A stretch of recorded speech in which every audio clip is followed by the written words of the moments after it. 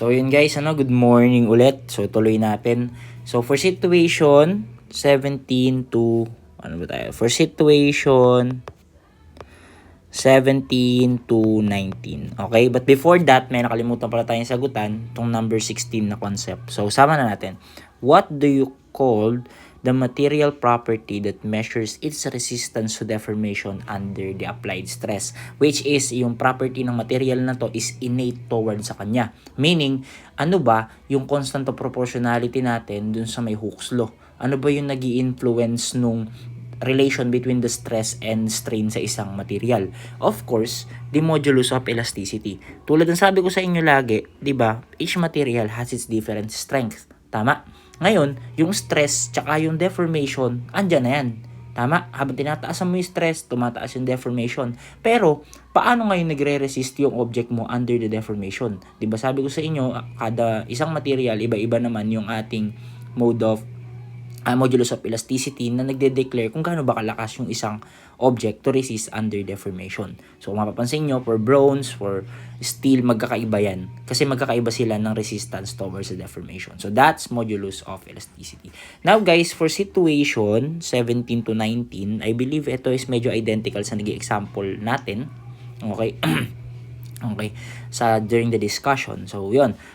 The rigid bar AB is attached to aluminum and steel rods, is horizontal before the load P is applied.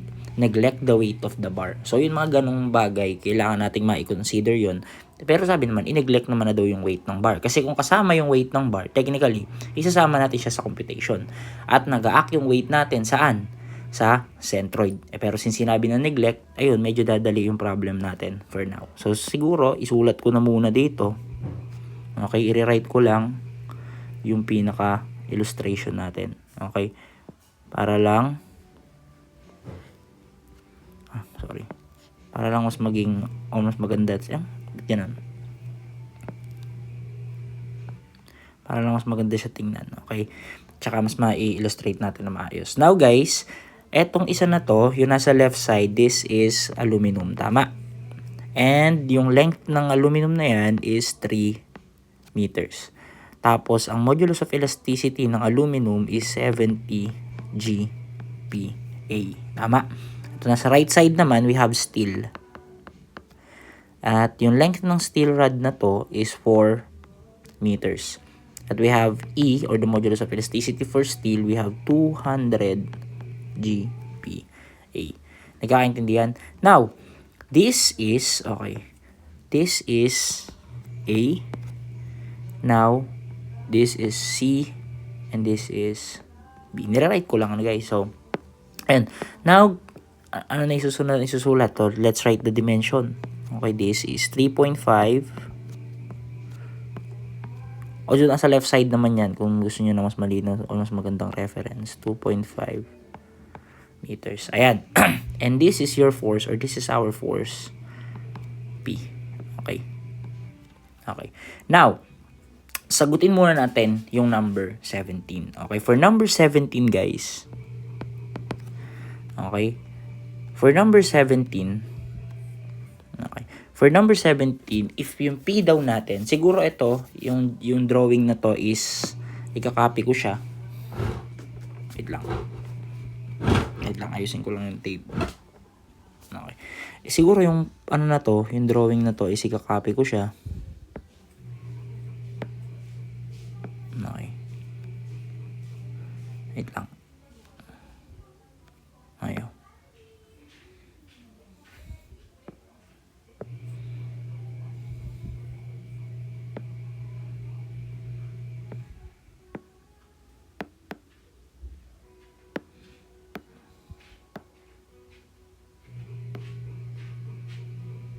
Okay.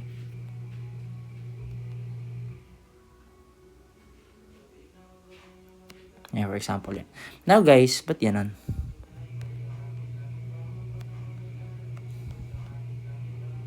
Wait lang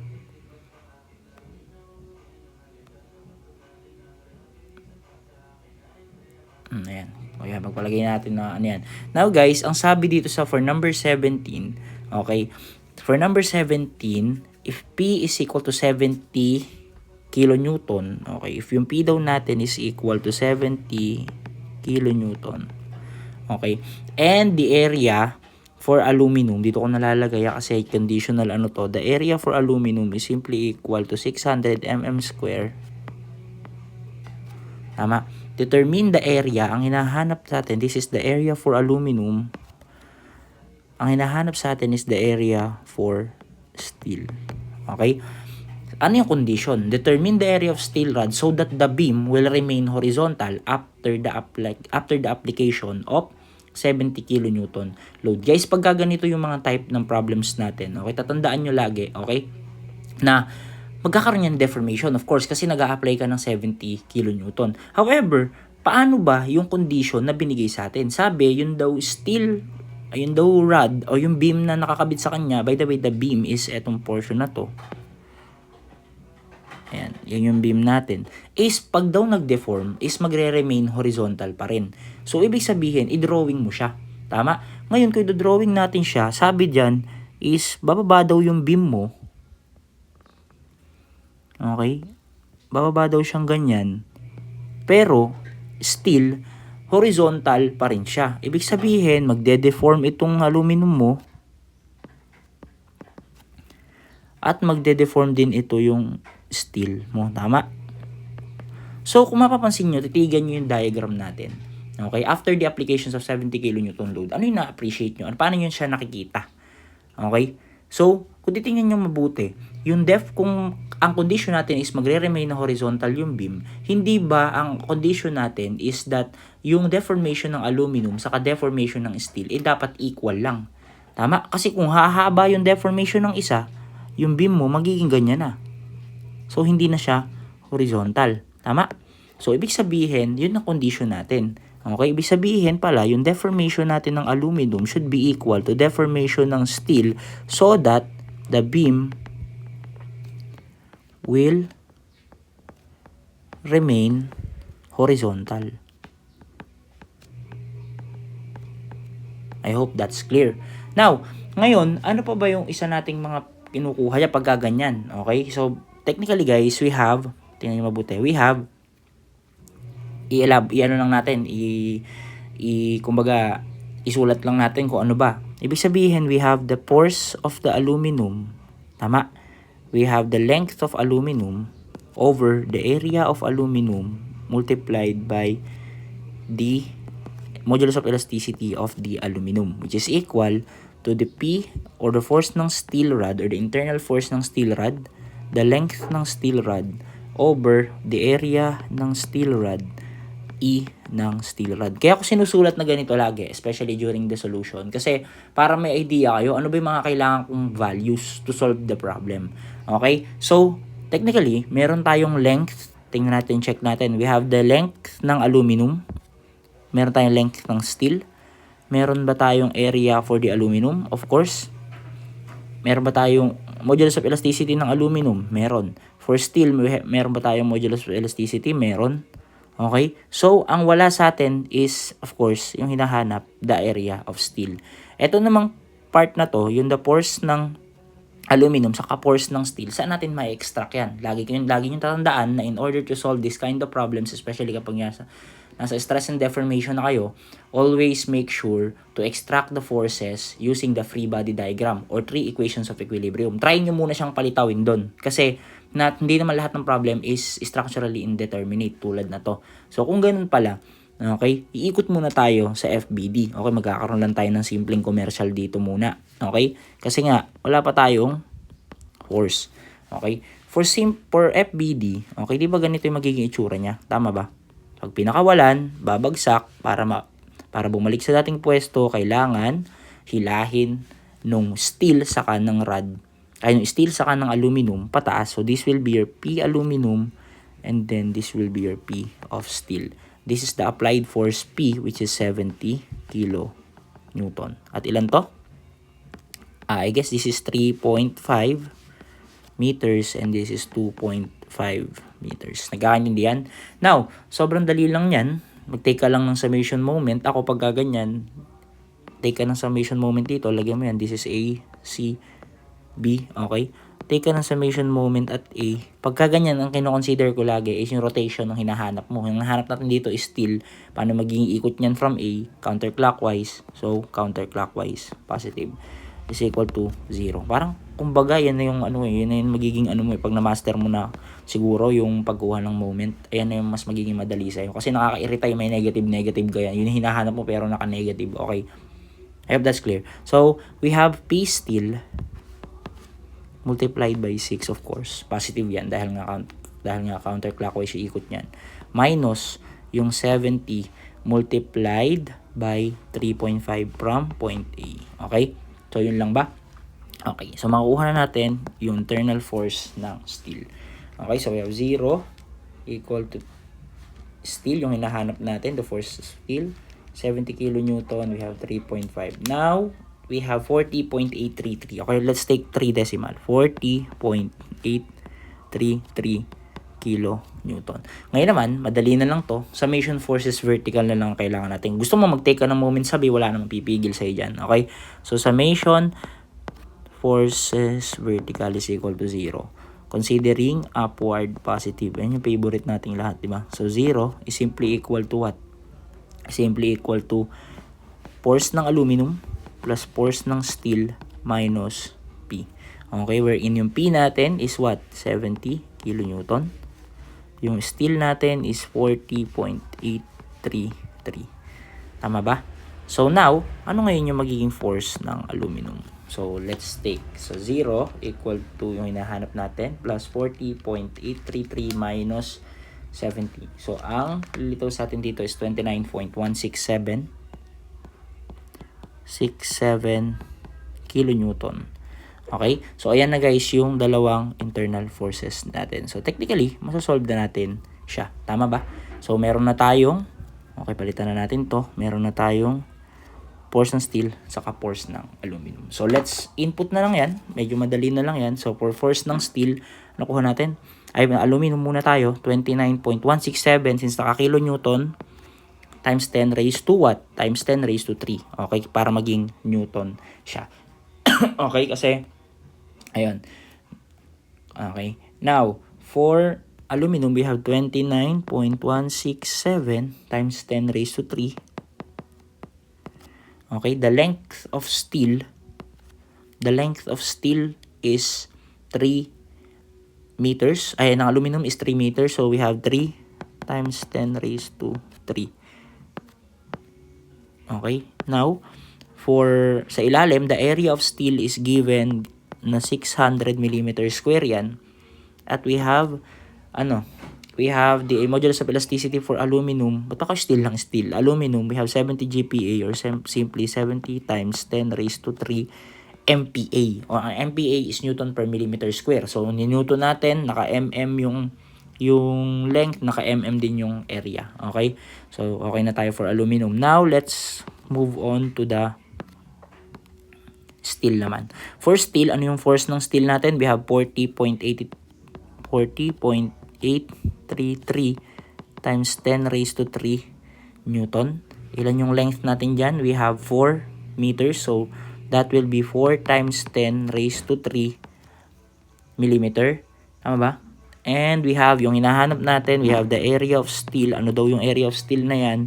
And the modulus of elasticity for steel, we have 200 GPa or simply 200 times 10 raised to 3 MPa. So, solving, makukuha na natin yung area ng steel. This will be equal to, check lang natin, we have 29.167 times 10 raised to 3 multiplied by 3 times 10 raised to 3 over 600 multiplied by 70 times 10 raised to 3 equal to 40.833 times 10 raised to 3, 4 times 10 raised to 3 over the area of steel na hinahanap, 200 times 10 raised to 3.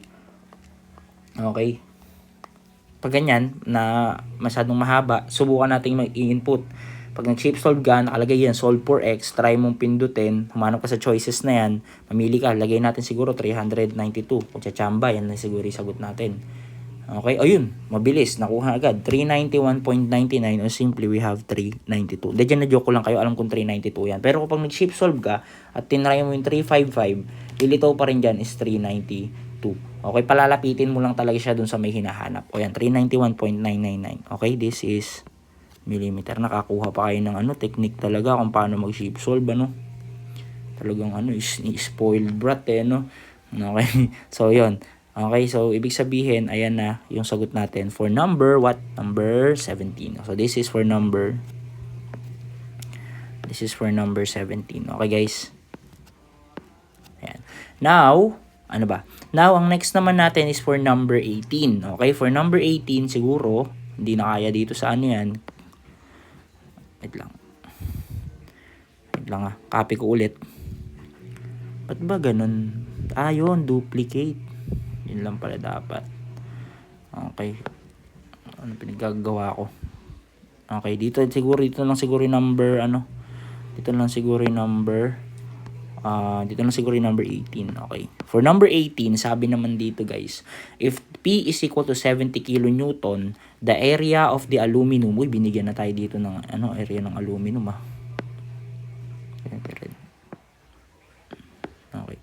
The area of aluminum daw is given as 300 mm square. At we have the area ng steel rod. We have 500 mm square. Okay. So, ibig sabihin, ang hinahanap naman natin is determine the vertical deflection at C. Meaning, sa tingin nyo ba magre-remain horizontal yan? Hindi. Tama. Given the same cross-section, kanina nakuha natin is 392. Sa 392 na area ng steel, diyan siya magre-remain na, horizontal. However, binigay sa atin ngayon is 500 mm square. So, medyo malaki siya dyan. Okay? So, ibig sabihin, hindi na magre-remain horizontal. Yan. Kasi, kung mapapansin nyo, okay, magkaiba na yung area ng steel. Lagi yung tatandaan that the deformation, the stresses is naka-base lagi sa force area, the modulus of elasticity. Marami kayo i-consider. Okay? So, wag mag-decide agad kung yung isang object ba is magre-remain horizontal, magde-deform in that way, in this way. Okay, kailangan nyo muna siyang i-prove numerically. So, in this case, siguro guys, alam nyo na magde-deform nga itong object natin ito. Again, this is identical sa mga problem na na-solve natin. Ibig sabihin, okay, magde-deform ito. Okay, tingnan nyo mabuti. Itong point A na to, mag-shift yan pababa. Tama? Si point B din, mag-shift pababa. However, in this case, hindi pa kasi natin alam kung sino yung mas mahaba sa kanilang dalawa. Tama? Pwede tayong mag-establish ng assumptions. However, I suggest na isolve nyo na lang muna kung yung deformation ng parehas. Since given naman yung di ba? Given na yung length, the E, the A, we also have, the LEA, yung force P natin, nakuha naman natin kanina by free body diagram. Again, same lang yun, guys. Same lang yun. Kasi, 70 kN pa rin naman itong force P natin dito. Okay, kapag ka nag-take ka ng unulit mo yung free body diagram mo, okay, lagay na lang natin dito data P aluminum tsaka P steel. For aluminum, we have 29.167. Tama ba? We have 29.167 kilonewton. At for naman is we have 40.833 kilonewton. So, yun lang naman guys yung ating force P. So, in this case guys, siguro much better if i-solve muna natin yung deformation nila in order for us to know paano ba magiging galaw. Okay, paano ba mag-shift yung point A tsaka point B? Paano ba hahaba si steel sa kasi aluminum? Okay, in this case guys, let's take for example yung deformation ng aluminum muna tayo. Okay, which is of course P ng aluminum, the length of the aluminum, the area of aluminum, and the E of the aluminum. Pag ganyan guys, much better pag nagpa-practice kayo ng ganyan para hindi kayo litong-lito kung ano ba yung mga pipick nyo na mga values. Okay? Okay, for the aluminum muna tayo. The force of aluminum is given nga as 29.167, di ba?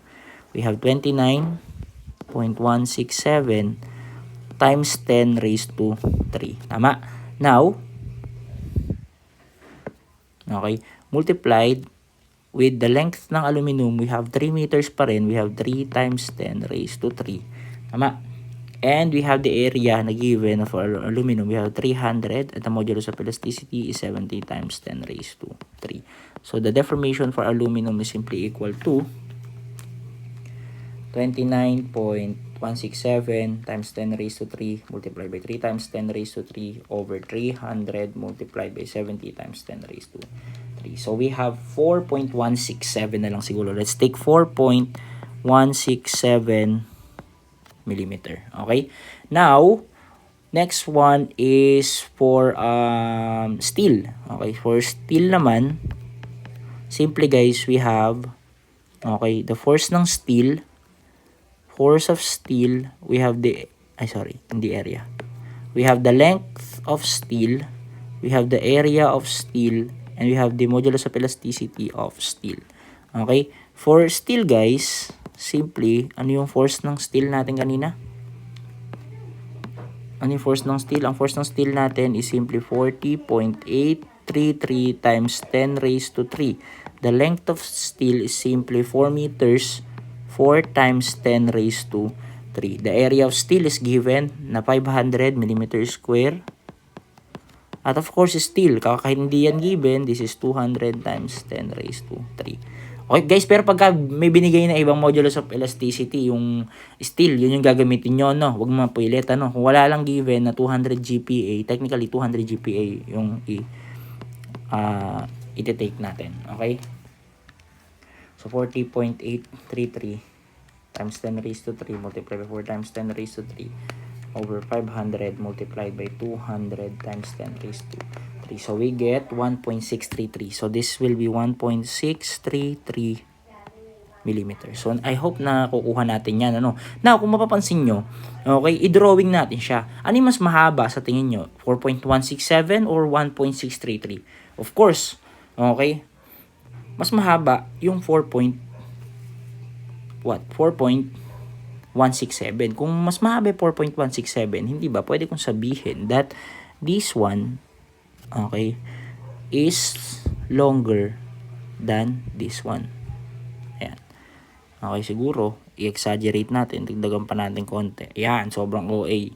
Okay, sige, ganyan. Okay? Now, i-connect natin yung dalawa na yan. Okay? Ayan. Now, ang hinahanap sa atin is the vertical shift in point C. Okay, ibig sabihin ito is, ano daw to?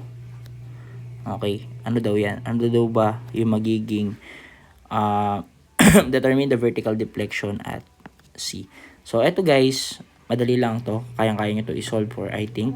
Diba, ang ginagawa lang natin dyan, again, sulat ko, this is ilan? Ilan ito? We have 4.167. And this one is 1.633. This is 1.633 millimeter. Okay? Now,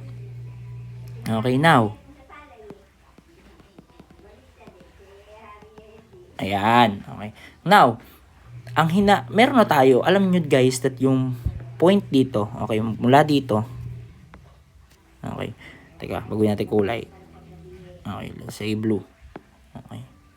Diba alam nyo guys, at mula dito hanggang dito sa point na yan, alam nyo that that's 1.633. However, meron ka pang natitira dito kasi ang kailangan mo is hanggang dito sa dulo na to. Ibig sabihin, mula dito naman hanggang dito, may natitira ka pa dyan. Let's say y na lang yan. So, paano natin makukuha yan? Simply by ratio and proportion. Tama? So, if this is 1.633, ilan sa tingin nyo matitira to cover up the excess, yung natitira natin? So, we have 4.167 minus 1.633. This will be 2.534. Tama? 2.534. Okay? So, paano natin maan yan? Simply by similar triangles. Okay? So, I guess, much better if i-rewrite ko dito yung triangle. Okay? Okay, ayan. At yung point, yung y natin is eto. Tama? And we also, andito yung, this is 3.5. Tama ba? And this is 2.5. Tama? Ito is 2.534. We have 2.534. Now, ito yung y natin. Okay, paano ba tayo magsisimilar triangles? Okay, dito kayo lagi mag-umpisa sa lowest point nung triangle nyo. Ayan, if this is your dyan kayo, this is 90, if this is your 90 degree angle, okay, yung opposite na dulo niyan, okay? So now, kung dito ka magsisimula, ibig sabihin this will be your origin from 0 to 2.5. Okay, ganito lang yan from 0 to 2.5, ibig sabihin, okay? Dito ka magme-measure, ito yung origin mo, ayun yung origin mo, okay? From 2.5, ano ngayon yung y value mo, okay? When x is equal to 2.5, your y value is simply y, tama? Now, paano naman kapag nagsimula ka dito hanggang dito sa may dulo? Okay, dito sa may pinakadulo dito. So, technically, from origin, that's 2.5 plus 3.5. O, lalagay ko na dito. Kahit alam yung 6 na yan, over the 2.534. Yun yung value ng y mo at 6 meters from the origin. 2.534. Tama ba? Yes. Now, makukuha na natin, of course, yung value. Okay. Makukuha na natin, guys, yung value ni y, which is equal to, ilan yung magiging value ng y mo dyan. So, we have 2.5 over yung hinahanap natin na y equal to 6 or 3.5 plus 2.5 is 6 over 2.534. Makukuha natin dito, I believe this is positive. Teka lang. Masyadong matagal yung shape solve ko dahil masyadong malaki. Ayan, we have ang makuha natin ay 1.055. So this will be 1.055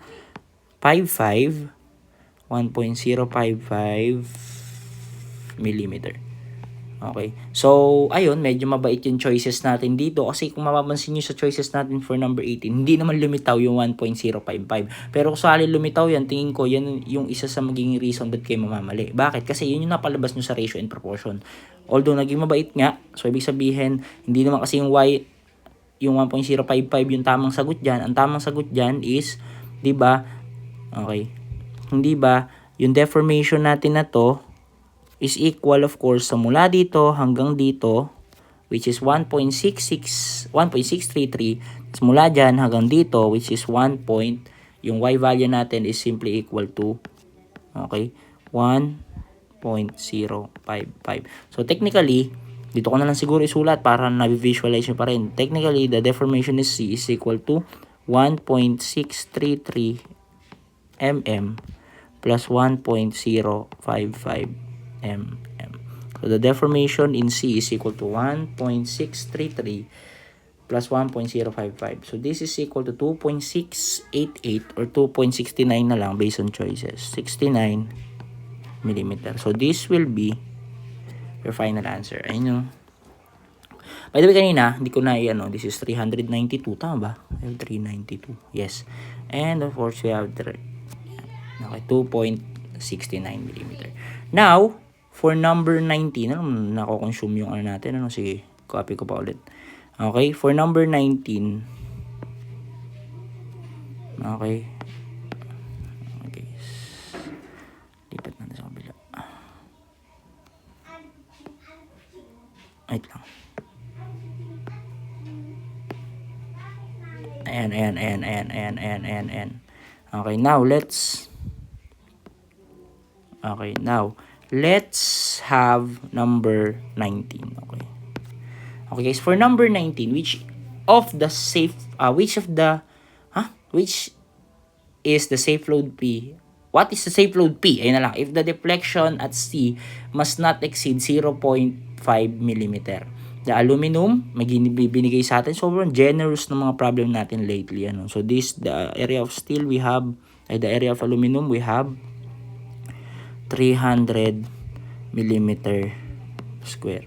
And we also, the area for steel we have 500 millimeter square. Nagkaintindihan, we have the area for aluminum and we have the area for steel. Nagkakaintindihan ba? So, ayan guys. Now, paano ba yung mangyayari dyan? Sabi, siyempre guys, technically, same yung area na ibinigay sa atin. Inahanap lang si safe load P. Same ng area. Regardless guys kung ano tawag ito, kung ano yung maging force na i-apply diyan sa tingin nyo, ano yung masahaba. Okay? Regardless kung ano yung kung ano yung maging value ng deformation yan, mas mahaba ito. Okay? Kasi same lang sila ng cross-sectional area tsaka ng section properties dun sa may previous problem.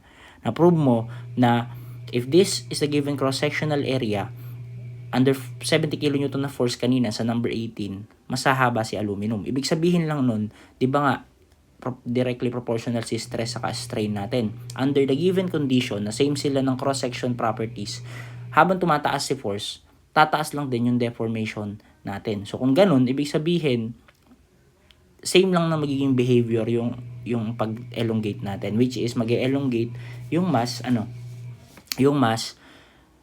mahina, which is the aluminum. Okay, so ganyan yun. So ito ngayon yung magiging kanilang deformation. Okay, so ito, panibago approach, bibigyan ko kayo ng alternative approach lang din. Okay, which is, yan. Okay, now, teka lang. Tanggalin natin siya. Okay.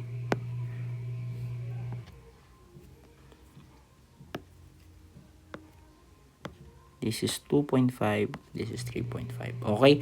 Ang sinasabi sa atin dito, okay, yung the vertical deflection ng C should not exceed 0.5 millimeter. So, nagkakaintindihan. So, ibig sabihin, okay, teka lang. Yan. Okay, ayan yung magiging possible deflection daw niya. Tingnan, burahin ko, ayusin ko lang. Okay. Exaggeration natin.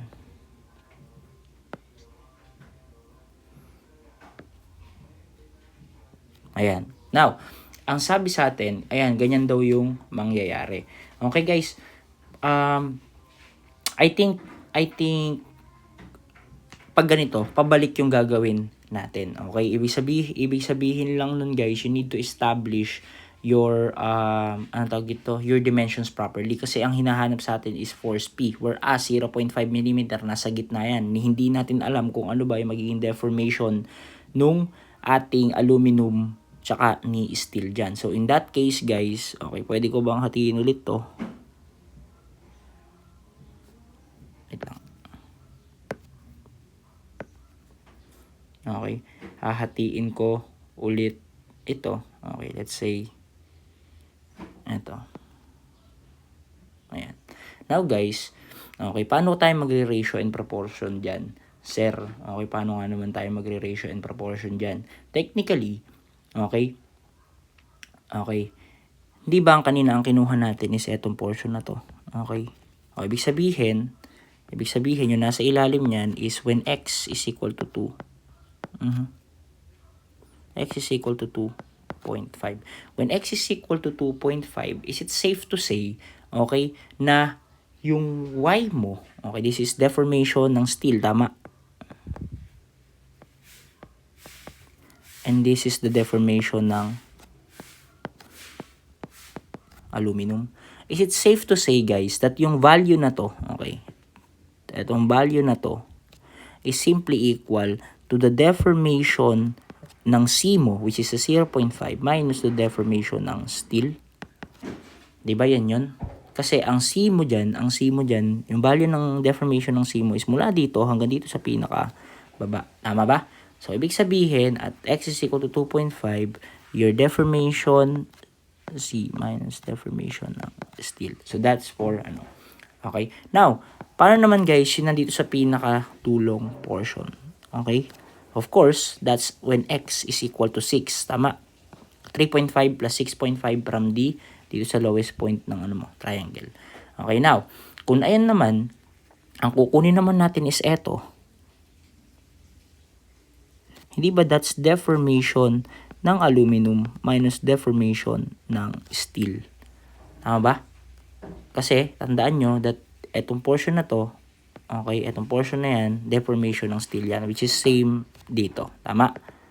Okay. So, if that's the case, pwede ko bang sabihin that this will be the deformation ng aluminum minus deformation ng steel? I hope so, pwede. Now, i-cross multiply natin to further simplify o the equation. Or sige, sabihin na lang, cross multiply natin. So, technically, this will 6 deformation C minus deformation ng steel, which is equal to 2.5 the deformation of the aluminum minus the deformation ng steel. Okay? divide natin both sides. Wait lang. Divide natin both sides with 6. Cancel. 6. Okay? Now, ang matitira sa atin sa deformation C minus deformation ng steel. Okay? 2.5 divided by 6. We have 5 over 12. Tama? We have, this is equal to 5 over 12 deformation ng aluminum minus the deformation ng steel. Tama ba? Okay, I hope nakakasunod, okay? And now guys, kung titingnan nyo, pwede nating ilipat si deformation ng steel pa doon sa may kabila. Pero mas maganda is, expand natin.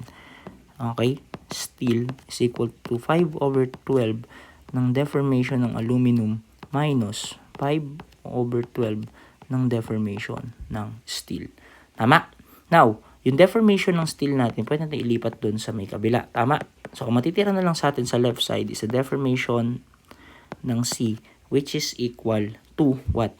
Which is equal to 5 over 12 deformation ng aluminum minus 5 over 12 deformation ng steel plus deformation ng steel. So, common terms to, pagsamahin natin. Negative 5 over 12, plusan mo ng isa, di ba? Dahil yun yung coefficient. O positive 7 over 12. So, if we simplify natin ulit, we have 5 over 12 deformation ng aluminum, okay? Plus 7 over 12 deformation ng steel. Yan ay working equation natin ngayon. Tama? So, this is your equation. Now, guys, alam mo that the deformation ng C is equal to 0.5 mm nga. So, if that's the case, ganito guys, pwede ko sabihin that this is equal to 0.5, okay, equal to quantity 5 over 12, okay, magiging P ng aluminum, L ng aluminum, over area ng aluminum, tapos E ng aluminum. Tama ba? And now, we have plus 7 over 12. Okay, we have the P ng steel, length ng steel, over the area ng steel, multiplied by E ng steel. Nagkakaintindihan? So, again, ayan na yung magiging working equation natin. Tama ba? Now, i-check natin ulit isa-isa. Okay? Do we have LEA? Lae, meron ba tayong lae na? Meron tayong lae, di ba? We have the length ng aluminum, area ng aluminum, E ng aluminum. Okay? Yan. Ubus na yung We have the length ng steel, the area ng steel, and the E ng steel. Ba't ba lumalabas? Okay. Okay. So, ayun. Okay, guys. Now, na pinagbabayad na ako. Ayan. So, yan. Ibig sabihin, ayan, na ang nawawala na lang sa atin is eto. Sir, bakit ganun? Bakit hindi natin pwedeng gamitin yung kanina? Kasi, guys, yung P ng steel dito, saan ba yun? Yung 29.167 saka 40.833. Technically, yan guys, ay from what? Yan ay from 70 kN na force natin. Which is, hindi natin siya pwedeng gamitin ngayon dahil, dahil yung P nga hinahanap natin, di ba? Hindi nagme-make sense kung yun pa rin yung gagamitin natin. Okay? And wala tayong mahanap, di ba? Kasi bibigyan mo na lahat ng values, di ba? Ngayon, paano na po natin gagawin yan? So, babalik kayo ngayon sa FBD. Okay. Kung babalik ka sa FBD,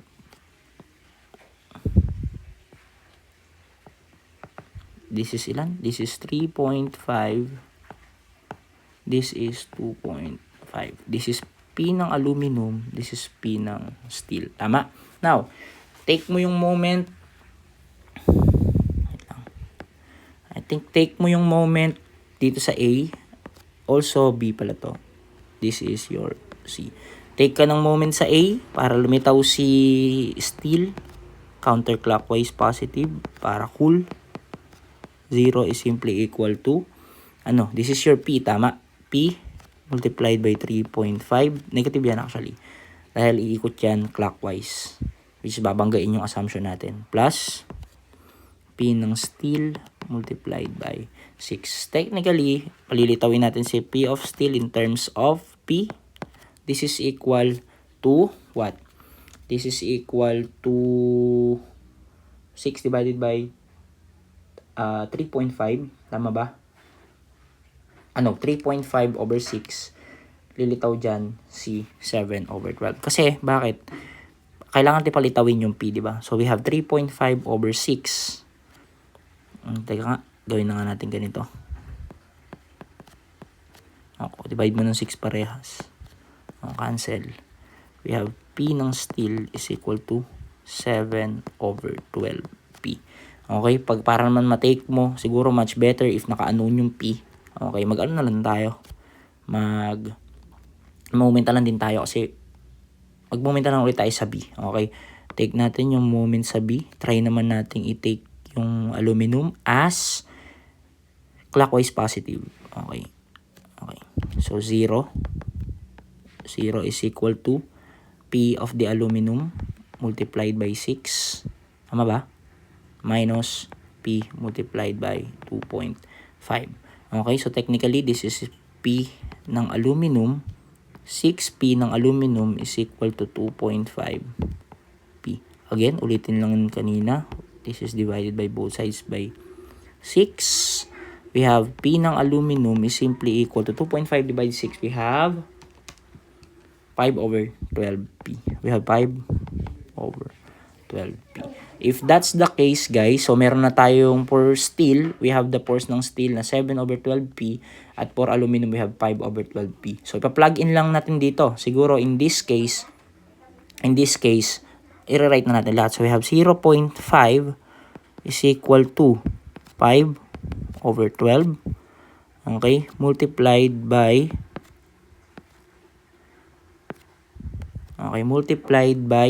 ano yung P ng aluminum natin? Siyempre, 5 over 12P yan. Okay, the length of aluminum is 3 times 10 raised to 3 or 3 meters or 3,000 millimeter.